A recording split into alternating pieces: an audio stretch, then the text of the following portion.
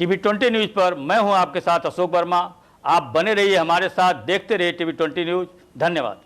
इस खबर के प्रायोजक हैं Purvanchal machinery agencies, Verma tower, Narauli, Tanishq showroom के नीचे, आजमगढ़, जिसके प्रोपराइटर हैं अशोक कुमार वर्मा और मोबाइल नंबर है 94 15 20 77 28।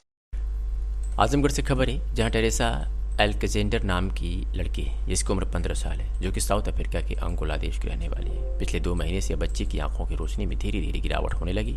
देखते देखते नतीजा ये हुआ कि इसकी आंखों की रोशनी पूरी तरीके से चली गई और ये अपने करीब होने वाली प्रतिक्रियाओं को देखने में वंचित हो गई। धीरे धीरे इसके सर में भी काफ़ी दर्द की शुरुआत होने लगी।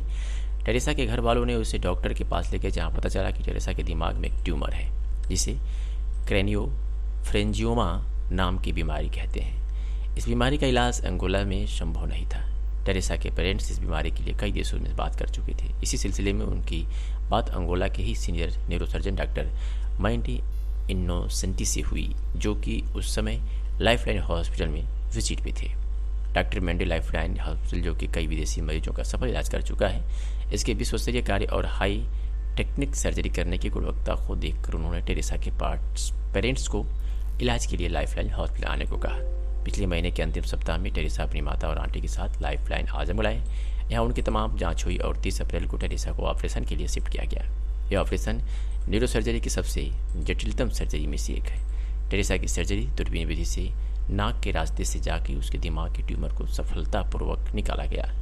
इस सर्जरी 8 घंटे तक चली और इस सर्जरी में डॉक्टर अनूप, डॉक्टर विनय प्रकाश, डॉक्टर आकाश रामभाव, डॉक्टर गायत्री और ओटी स्टाफ शामिल थे। टेरेसा अब बिल्कुल स्वस्थ है और अपने देश जाने की तैयारी में है। इस तरह से लगातार लाइफलाइन अपने कार्य के जरिए आजमगढ़ के साथ साथ अपने प्रदेश को विश्व में नई पहचान देने में अग्रसर हो रहा है। Agradecer a Deus por tudo que Ele fez por nós, principalmente o Dr. Anop e a sua esposa, a doutora Gati, e também a equipe dos enfermeiros, como a Depá, a Cipriá, a Bonitá, a Judith, a Bianca, são todas moças incansáveis. O Niraj também nos ajudou tanto, então não podemos esquecer também do Niraj. E toda a equipa médica, como o Dr. Samin também, sempre lá à noite a cuidar. E os outros médicos que também não soubemos os nomes, mas muito obrigado mesmo por tudo que fizeram por nós, porque a Teresa nasceu de novo. Muito obrigada, tua pandula.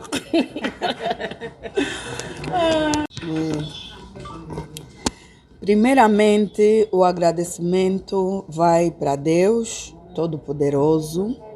E antes mesmo de eu falar ou tecer algumas palavras para agradecer o médico, a equipa médica, a equipa de enfermagem, a minha sobrinha, que é a doente, ela já tem 15 anos, ela também tem alguma coisa para falar. Primeiro ela vai dizer alguma coisa, depois eu vou também tecer algumas palavras. Janice, primeiro ela como vai falar. Janice, vai agradecer, né? Ma'am, ये विदेश से जो patient आए थे इसमें mostly महिलाएं थी, तो किस तरह से कन्वर्सेशन आप लोगों की टीम द्वारा इनसे किया गया और लैंग्वेज एक इशू रहा होगा, तो कैसे आपने कन्वर्सेशन किया? लैंग्वेज बहुत बड़ा इशू था, लेकिन इनके साथ इनकी मदर आई थी और इनकी मौसी जी हैं। आप जानते हैं हर माँ अपने बच्चे के लिए कितनी सेंसिटिव होती है। जिस दिन हम ओटी के लिए ले जा रहे थे तो मतलब इनका इमोशन से ही हम सारी बातें समझ रहे थे। हमारे साथ एक स्टाफ है जो निरंतर इनके साथ गूगल ट्रांसलेटर से बात करते थे। हम लोग हिंदी या इंग्लिश में बोलते थे, वो अपने लैंग्वेज में उसको समझती थी और वापस वो फिर अपने गूगल ट्रांसलेटर से हम लोग को समझाती थी। जिस दिन ऑपरेशन था, इनकी मदर पूरी टाइम और इनकी जो आंटी थी पूरी टाइम ओटी में बैठी रहीं। ओटी के बाहर, ओटी के बीच एक परिस्थिति ऐसी आई, 8 घंटे की सर्जरी के बाद पेशेंट बेहोशी से बाहर नहीं आ पाई।